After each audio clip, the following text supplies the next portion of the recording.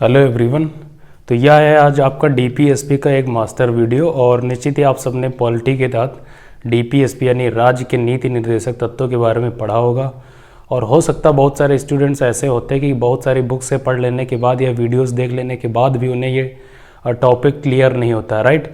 तो अगर आपके साथ भी ये प्रॉब्लम हो तो आपका आज के सेशन में बहुत बहुत स्वागत है, क्योंकि ये देखेंगे आपका वीडियो आपके लिए कॉम्प्रहेंसिव साबित होने जा रहा है। अगर आप इस वीडियो को पूरा देख लेते हैं कुमार पीसीएस एकेडमी पर, तो निश्चित ही आपके जो भी डाउट्स है रिगार्डिंग टू दिस टॉपिक वो वेरी इजीली आप देखेंगे क्लियर हो जाएंगे, सॉल्व हो जाएंगे। और ना सिर्फ सॉल्व हो जाएंगे बल्कि ये टॉपिक आपके दिमाग में एकदम से सेट हो जाएगा, राइट। तो हम इसको इतनी ईजी फॉर्मेट में डिस्कस करेंगे, राइट। तो प्लीज़ बस आपको एक ही काम करना कि इस वीडियो को बड़े इत्मीनान के साथ देखना और अपना नोट्स और पेन ऑन साथ में रखिए, ताकि जो चीज़ें इंपॉर्टेंट लगे आप उनको नोट डाउन करते चलिए, राइट। तो चलिए डिस्कस करते हैं इस वीडियो को। तो हमने जैसा कि आपसे पहले बताया कि आज के सेशन में हम चर्चा करेंगे डीपीएसपी के बारे में, यानी कि जिसे आप कहते हैं राज्य के नीति निर्देशक तत्व, राइट। तो नीति निर्देशक तत्व का मतलब क्या हुआ, यानी कि यहाँ पर आप एक शब्द देख रहे हैं राज्य के नीति निर्देशक तत्व, राइट। तो जो भी चीज़ें इसमें बताई जाएंगी वो किसके लिए इंपॉर्टेंट होंगी, एक राज्य के लिए, एक स्टेट के लिए। और यहाँ पर स्टेट का मतलब किसी प्रोविंस से नहीं है, राइट। स्टेट का मतलब यहाँ ये होता है एक नेशन, एक कंट्री, राइट। उस स्टेट का मतलब ये होता है, यानी आपके संविधान में जो आर्टिकल 12 में जो स्टेट की बात की गई यहाँ उसके बारे में चर्चा की जाती है, राइट।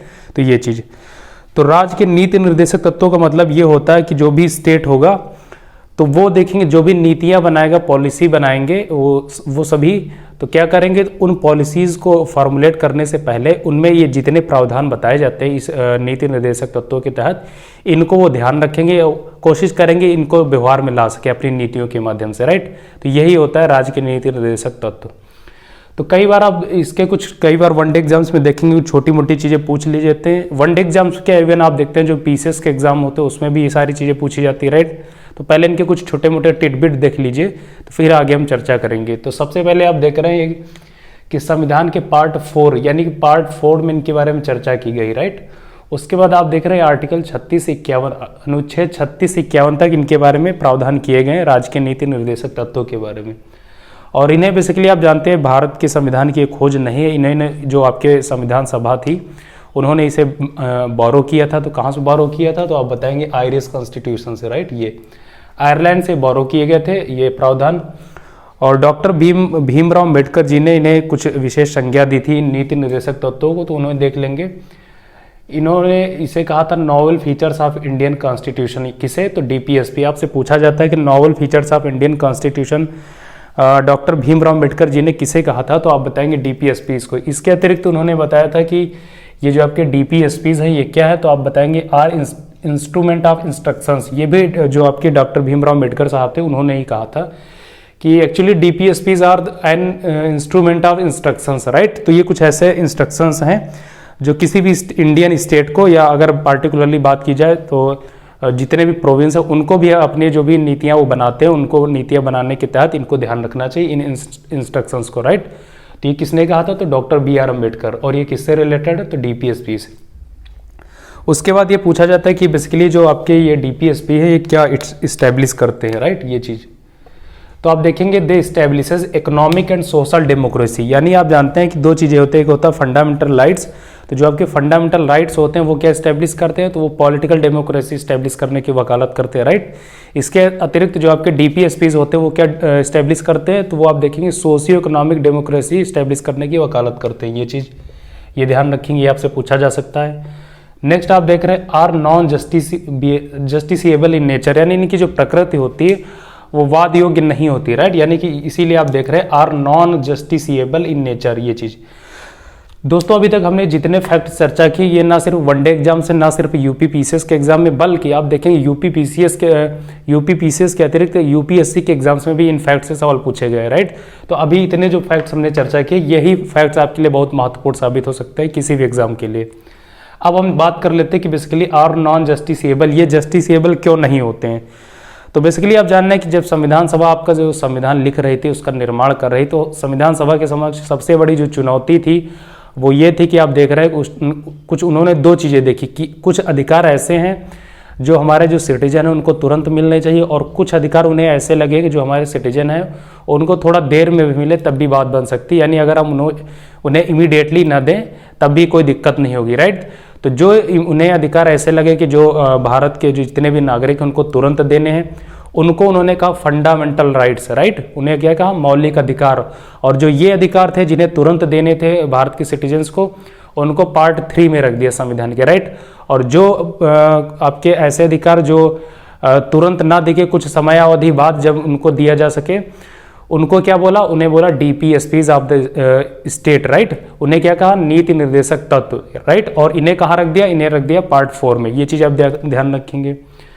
और जो आपके फंडामेंटल राइट्स होते हैं ये क्या होते हैं, जस्टिसेबल होते हैं, यानी कि बाई कोर्ट इनको इन्फोर्स किया जा सकता है, राइट। ये चीज़ अगर आप आपका कोई भी फंडामेंटल राइट्स वायलेट होता है तो आप सुप्रीम कोर्ट या रिस्पेक्टिव हाई कोर्ट जाके उनके लिए आप देखेंगे बात कर सकते हैं। लेकिन जब बात की जाए DPSPs के बारे में, अगर आप DPSPs के केस में आप कोर्ट नहीं जा सकते, यानी कि बाई कोर्ट या न्यायालय के द्वारा, जुडिशरी के द्वारा आप इनको इन्फोर्स नहीं करवा सकते, राइट। ये चीज़ इसीलिए इसको बोलते हैं कि they are not non justiciable in nature, वाद योग्य नहीं होते। अब क्यों नहीं होते, तो अब ये सुन लीजिए। बेसिकली हमने बताया कि जब संविधान सभा के द्वारा ये निर्माण किया जा रहा था संविधान का, तो संविधान सभा के जो सदस्य थे उनके सामने सबसे बड़ी ये जो चुनौती थी वो ये थे कि वो जानते थे कि बेसिकली जो आपका इंडियन स्टेट था 1947 में, उस टाइम आपके पास यानी कि एज होल भारत के पास इतने संसाधन नहीं थे कि जो आपके DPSPs में जो प्रावधान किए जाते हैं वो सभी नागरिकों को उपलब्ध करवा सके, राइट।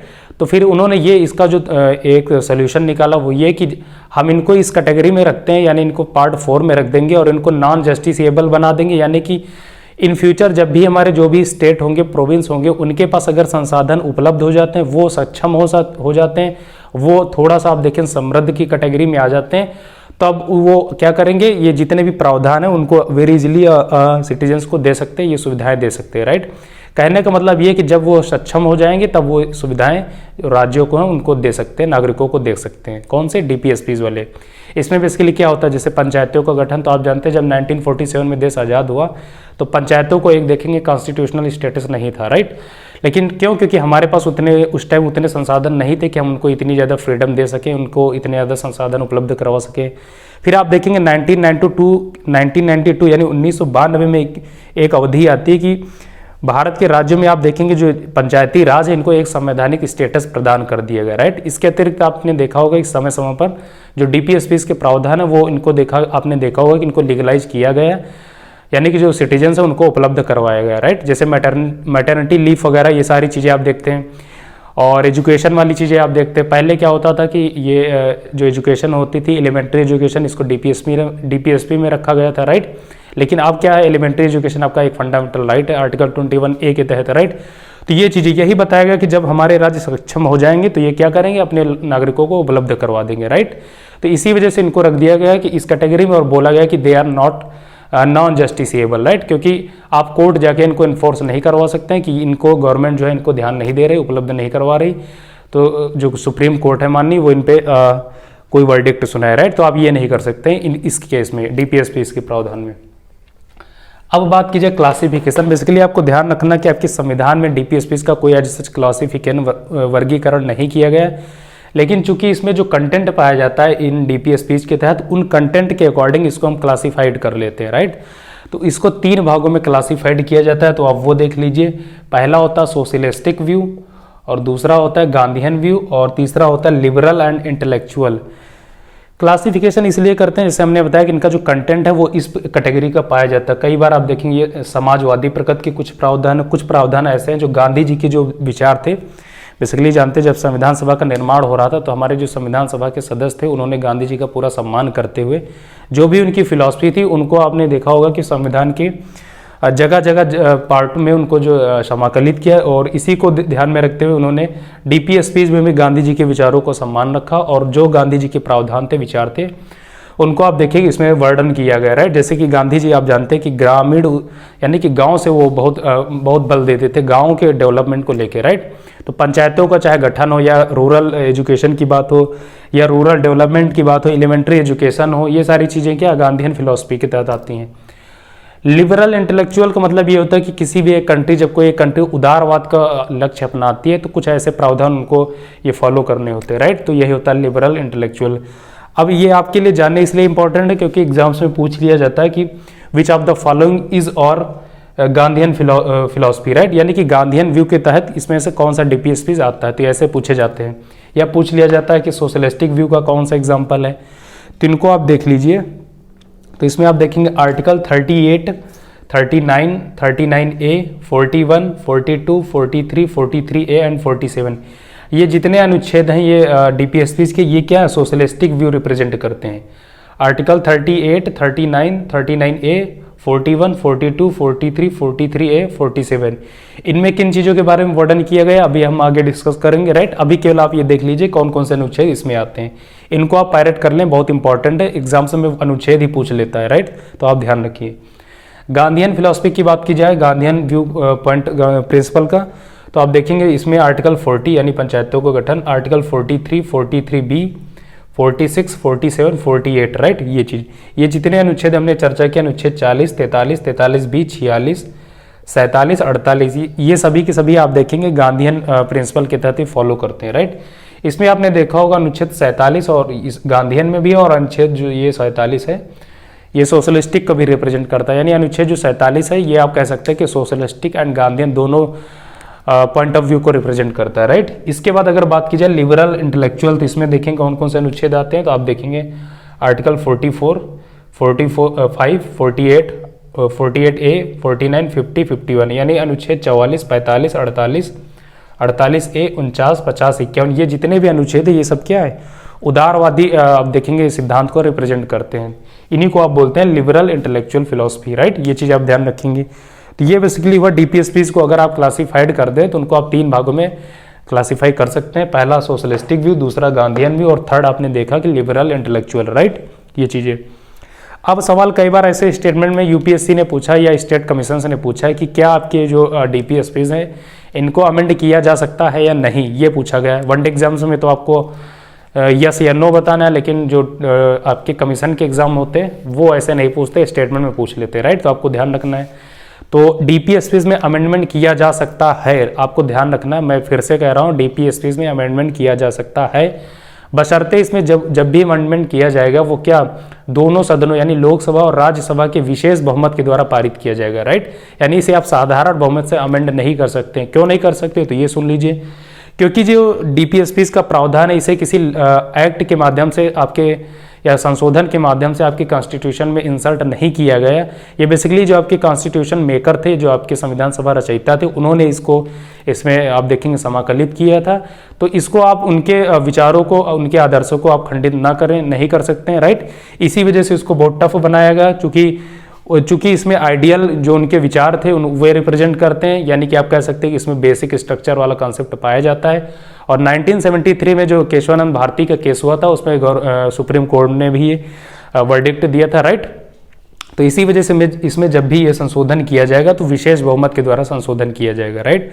और फिर आप देखेंगे इसमें लगातार 3 से 4 बार इसमें अमेंडमेंट किए गए हैं, राइट।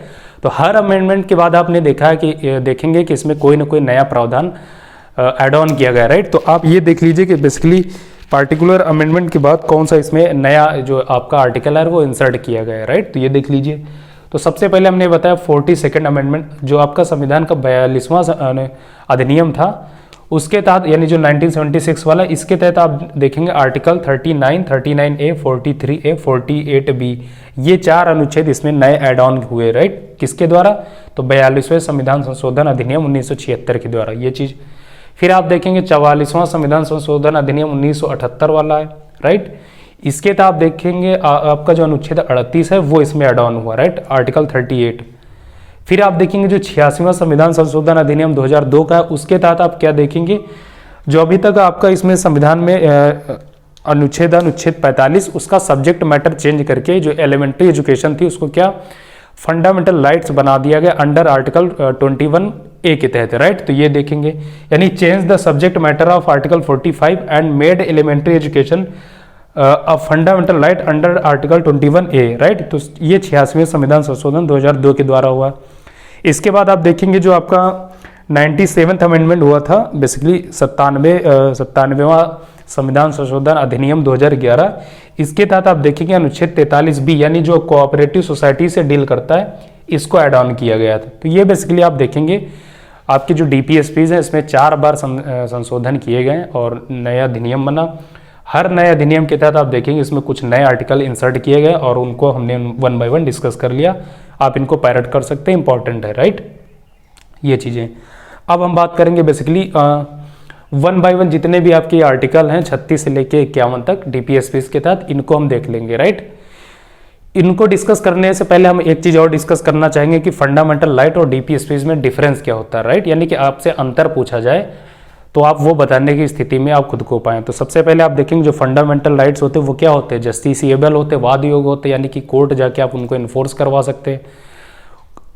जो आपके DPSPs होते हैं वो क्या होते हैं, नॉन जस्टिसिएबल होते हैं, वे वाद योग्य नहीं होते। इसके अतिरिक्त आप देखेंगे जो आपके फंडामेंटल राइट्स हैं उनको आप देखेंगे इन्फोर्स करने के लिए कोई एक्ट अधिनियम बनाने की ज़रूरत नहीं होती, लेकिन जो आपके DPSPs होते हैं इनको आप देखेंगे इनेक्ट करने के लिए, इन्हें इन्फोर्स करने के लिए, राइट, इनको इन्फोर्स करने के लिए क्या कोई ना कोई अधिनियम बनाना पड़ता है, राइट। तो ये चीज़ें आप देखेंगे। इसके अतिरिक्त जो आपके फंडामेंटल राइट्स हैं ये बेसिकली पॉलिटिकल डेमोक्रेसी यानी राजनीतिक लोकतंत्र स्थापित करने की वकालत करते हैं, लेकिन वहीं दूसरी तरफ आप देखेंगे जो आपके ये होते हैं DPSPs, ये क्या करेंगे तो सोशियो इकोनॉमिक डेमोक्रेसी स्टैब्लिश करने की वकालत करते हैं, राइट। नेक्स्ट आप देखेंगे जो बेसिकली फंडामेंटल राइट्स होते हैं ये आप देखेंगे कई बार इनका जो नेचर आप देखेंगे इंडिविजुअलिस्टिक होते हैं यानी व्यक्तिगत होते हैं, राइट। आप देखिए ये किसी पार्टिकुलर व्यक्ति की वेलफेयर की बात करते हैं, ना कि एज ए होल एक सोसाइटी की। वहीं दूसरी तरफ आप देखेंगे जो DPSPs होते हैं वो क्या पूरी कम्युनिटी या सोसाइटी को ध्यान में रखते हुए उनके वेलफेयर की बात करते हैं, यानी कि they talk in for the welfare of whole society, right. ये चीज़ आप देखेंगे। इसके अतिरिक्त जो फंडामेंटल राइट्स होते हैं ये आप देखेंगे ऑटोमेटिकली ये इन्फोर्स्ड हो जाते हैं, जैसा कि हमने आपसे पहले बताया कि कोई एक्ट की जरूरत नहीं होती। वहीं दूसरी तरफ आप देखेंगे जो आपके DPSPs होते हैं they require their legalization to be enforced, right, यानी इनको इन्फोर्स करने के लिए किसी न किसी एक अधिनियम की कानून की जरूरत पड़ती थी। ये चीज़ें आप ध्यान रखेंगे। इसके अतिरिक्त तो कई बार आप देखेंगे कुछ केसेस हुए हैं, जैसे 1950 में आप देखेंगे चंपाकरम दोराई राजन केस हुआ। उसमें माननीय सुप्रीम कोर्ट ने ये बताया कि बेसिकली जो आपके फंडामेंटल राइट्स हैं और जो आपके DPSPs इनको रिलेटेड ये वाद था, और इसमें ये बताया था कि बेसिकली जो DPSPs ये ओवरराइड नहीं करते हैं आपके फंडामेंटल राइट्स को, यानी जो FR फंडामेंटल राइट्स हैं दे आर ये सुप्रीम है, राइट। उसके बाद आप देखेंगे फिर दूसरे केसेस में जैसे गोलकनाथ केस हुआ 1960 में, फिर आप देखें मिनर्वा मिल्स केस हुआ, और 1973 में आप देखेंगे केशवानंद भारती केस हुआ। तो फाइनली आप देखेंगे 1973 में केशवानंद भारती केस में माननीय सुप्रीम कोर्ट ने ये बताया कि जो आपके DPSPs है यानी कि जो नीति निर्देशक तत्व हैं ये क्या, ये तो फंडामेंटल राइट्स के ये एक पूरक के रूप में काम करते हैं, लेकिन ये आप नहीं कह सकते कि ये फंडामेंटल राइट्स है ये क्या है सुप्रीम है, ये ऐसा कुछ भी नहीं है। ये क्या है तो ये फंडामेंटल राइट्स के पूरक है। आपको जब भी देखना होगा तो फंडामेंटल राइट प्लस करके DPSPs देखना होगा, राइट। इनको आप बाइफरकेट करके नहीं देख सकते, राइट। ये चीज़ अगर कई बार सुप्रीम कोर्ट ने इस केस में ये भी कहा कि जब भी DPSPs को अगर आप इन्फोर्स करने के लिए या उसको व्यवहार में लाने के लिए अगर संसद कोई कानून बनाती है और उससे अगर कोई आपका देखेंगे आपका जो फंडामेंटल राइट्स है वो अगर इन्फ्रिंज हो रहा तो उस केस में आप इस सुप्रीम कोर्ट नहीं जा सकते, वकाल कोर्ट नहीं जा सकते कि हमारा फंडामेंटल राइट्स वायलेट हो रहा। क्यों? क्योंकि जो सरकार है बेसिकली वो एक एक्ट ला रही है, अधिनियम ला रही है, और उसका मेन पर्पज ये है कि जो आपका जो वो पार्टिकुलर आपका DPSP होगा उसको व्यवहार में लाने के लिए, उसको लागू करने के लिए, राइट। तो ये सारे केसेस आप देखेंगे इससे रिलेटेड रहे। तो अब हम डिस्कस करेंगे 1 बाय 1 आपके जितने भी DPSPs के प्रावधान है, आर्टिकल्स हैं, राइट। तो सबसे पहले आप देख रहे हैं आर्टिकल 36, इसमें डिफिनेशन ऑफ स्टेट यानी कि राज्य की परिभाषा क्या है वो चर्चा की गई अनुच्छेद 36 में। आपसे पूछा जाता है कि अनुच्छेद 36 में क्या है, राइट। 37 में आप देखेंगे तो इस पार्ट में यानी कि पार्ट 4 में यानी DPSPs में जो प्रावधान दिए गए उनका एप्लीकेशन कैसे होगा इस बारे में आपसे बताया जाता है, राइट। फिर 38 में देखेंगे कि राज्य एक सोशल ऑर्डर डिसाइड करेगा और किस लिए, for the promotion of welfare of the people, लोगों के कल्याण के लिए एक सोशल ऑर्डर, एक हायरार्की तय करेगा, राइट, 38 में। फिर 39 में आप देख रहे हैं certain principles of policy to be followed by the state. जैसा कि आप जानते हैं कि जो DPSPs होते हैं ये व्यक्ति के लिए नहीं होते हैं, यानी कि ये किसको गाइडलाइन करते हैं, ये एक स्टेट को गाइडलाइन करते हैं, राइट। तो जो आपका 30 ये आप देख रहे हैं 39, तो इसमें आप देख रहे हैं कुछ ऐसे सिद्धांतों के बारे में बात की जाती है कि जब राज्य कोई पॉलिसी बनाएगा तो उनको ध्यान रखेगा, राइट। तो ये आपका 39 में है। 40 में आप जानते हैं organisation of village panchayat, very very important, so many times this fact has been asked, right. इसको आप ध्यान रखिएगा, अनुच्छेद 40 बहुत महत्वपूर्ण है। और जैसा कि हमने आपसे पहले बताया गांधीयन फिलॉसफी के तहत आता, आपने यहाँ पर देखा ये चीज़ बहुत महत्वपूर्ण है, पूछा जाता है। अनुच्छेद 41 में आप देख रहे हैं right to work plus right to education plus public assistance के लिए इसमें बात की जाती है, किसमें, अनुच्छेद 41 में, राइट। अनुच्छेद 42 में आप देखेंगे मैटरनिटी रिलीफ जैसे जो भी चीज़ें सिद्धांत के बारे में जो बातें की जाती हैं, प्लस राज्य कुछ ऐसे आप देखेंगे कंडीशंस डेवलप करेगा, किसके लिए, वर्कर्स के लिए, यानी कि human conditions of work, right. इनको ध्यान में रखते हुए राज्य कुछ प्रावधान करेगा अनुच्छेद 42 में, यानी जो आपको ये लीव मिलती है फीमेल्स को, मैटरनिटी लीव, राइट, ये चीज़ें मैटरनिटी रिलीफ वगैरह ये सब, तो ये अनुच्छेद 42 में इसके बारे में चर्चा की गई। फिर आप देखें अनुच्छेद 43 में living veg etcetera for workers, यानी कि जो श्रमिक जो मजदूर होते हैं उनके लिए लिविंग वेज से रिलेटेड कुछ बातें की गई अनुच्छेद 43 में। देखिए हमने इसमें बहुत शॉर्ट करके लिखा है, क्योंकि बस एग्जाम्स में अगर सवाल पूछा जाए तो आप कीवर्ड्स पकड़ लीजिए, उन कीवर्ड्स के माध्यम से आप वहाँ पर सवाल को सही कर सकते हैं, राइट। ऐसे ही आपको तैयार करना होता है। फिर आप देख रहे हैं अनुच्छेद 43 क्लॉज ए, अनुच्छेद 43 ए के तहत आप देखेंगे participation of workers in management of industries, यानी जो भी इंडस्ट्री लगाई जाएंगी आपके राज्य में उसमें श्रमिकों का आप देखेंगे योगदान जरूर होना चाहिए, राज्य ये तय करेगा। यानी कि आप ऐसी इंडस्ट्री नहीं लगा सकते जो केवल और केवल सिर्फ रोबोट के माध्यम से वर्क करें, यानी अगर कोई भी इंडस्ट्री रोबोट के द्वारा केवल रन करेगी तो उसमें फिर जो श्रमिक होंगे उनका आप देखेंगे पार्टिसिपेशन होगा नहीं, राइट। अगर ऐसा हो रहा तो फिर अनुच्छेद 43 आप देखेंगे 43 ए का ये वायलेशन है, राइट। तो ये चीज़ आप देखेंगे, तो ये राज्य इसके लिए प्रावधान करेगा, बाकायदे सबको गाइडलाइन करेगा, राइट। और उसके बाद आप देखेंगे अगर रोबोट के माध्यम से अगर चीज़ें होती हैं तो उसमें कौन से लोग काम करते हैं, उसमें जो एलीट क्लास होते हैं, जो बहुत हाईली एजुकेटेड लोग होते हैं, इंजीनियर्स होते हैं, राइट, साइंटिस्ट होते हैं, वे सब उसमें पार्टिसिपेट करते हैं। श्रमिक का कोई उसमें एज सच योगदान नहीं होता, तो ये वायलेट करेगा आर्टिकल 43A के 3 को, राइट। ये चीज़ आप ध्यान रखेंगे। अनुच्छेद 43 भी बात करता है प्रमोशन ऑफ कोऑपरेटिव सोसाइटी, जैसा कि हमने आपसे पहले बताया कि जो आपकी कोऑपरेटिव सोसाइटीज वाला प्रावधान था अनुच्छेद 97, ये अमेंडमेंट हुआ था अधिनियम 2011 में, इसके तहत इंसर्ट किया था आर्टिकल 43B में, राइट। ये चीज़ आप ध्यान रखेंगे। फिर अनुच्छेद 44 ये बहुत बार एग्जाम्स में पूछा गया, यूनिफॉर्म सिविल कोड, राइट, यानी कि आप जिसे कहते हैं एक समान सिविल संहिता, राइट, इसको आप ध्यान रखेंगे। हाल फिलहाल में आप देखेंगे इंडिया में इसके बारे में बहुत चर्चा हो रही कि एक यूनिफॉर्म सिविल कोड लाए जाने की बात की जा रही है। और सबसे पहले भारत में एकमात्र राज्य जहां पर यूनिफॉर्म सिविल कोड आपको देखने को मिलती है, that is Goa, right. Goa में ये प्रावधान बहुत पहले से, ये चीज़ आप ध्यान रखेंगे। अनुच्छेद 45 आप देखेंगे education below the age of 6 year, यानी कि 6 साल के कम आयु के जो बच्चे होते हैं उनके लिए एलिमेंट्री एजुकेशन की बात की जाती है अनुच्छेद 45 में, ये चीज़ आप ध्यान रखेंगे, राइट। और ये आपने देखा कि जो 86वां संविधान संशोधन था इसका सब्जेक्ट मैटर चेंज करके इसे फंडामेंटल राइट्स बना दिया गया अंडर आर्टिकल 21A के तहत, राइट। फिर आप देखें अनुच्छेद 46 में promotion of education plus economic interest of SC ST वर्ग के जो लोग होते हैं उनको प्रमोट करने के लिए, उनको समाज की मुख्य धारा में लाने के लिए राज्य कुछ निश्चित कदम उठाएगा, राइट। इसी को ध्यान में रखते हुए इस अनुच्छेद को व्यवहार में लाने के लिए आप देखेंगे जो आरक्षण का प्रावधान है, आरक्षण जो आपको दिया जाता है अंडर आर्टिकल 15 और 16, वो इसी के तहत आपको दिया जाता है, राइट। तो आप देखेंगे किसमें, अनुच्छेद 46 में बात की जाती है। फिर 47 में देखेंगे raise the level of nutrition plus standard of living plus public health, यानी कि लोगों के, राज्य के लोगों के उनको जो लिविंग स्टैंडर्ड उसको आप इम्प्रूव करेंगे, राइट। उनके पब्लिक हेल्थ को इम्प्रूव करने की बात करता है ये आर्टिकल 47। आर्टिकल 48 बात करता है organisation of agriculture and animal husbandry, यानी पशुपालन और आप देखेंगे एग्रीकल्चर, कृषि को प्रमोट करने के लिए बात करता है अनुच्छेद 48, ये आप ध्यान रखेंगे। 48 में बात की जाती है protection of environment plus safeguarding forests, right, यानी वनों को आप देखेंगे सुरक्षित रखने के लिए, उन्हें बचाने के लिए, राइट, प्लस पर्यावरण को आप देखेंगे बचाने के लिए, उसे दूषित होने से बचाने के लिए ये डील करता है आपका अनुच्छेद 48 है, राइट। हमने जैसा कि आपसे पहले बताया बहुत शॉर्ट फॉर्म में हम डिस्कस कर रहे हैं।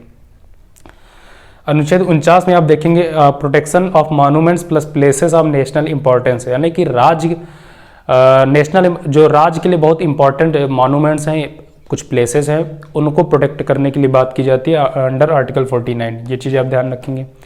अनुच्छेद 50 में बात करता है separation of judiciary from executive, यानी कि न्यायपालिका को कार्यपालिका से पृथक करने के लिए बात करता है अनुच्छेद 50। बहुत महत्वपूर्ण, एग्जाम में आप ध्यान रखेंगे, पूछा जाता है।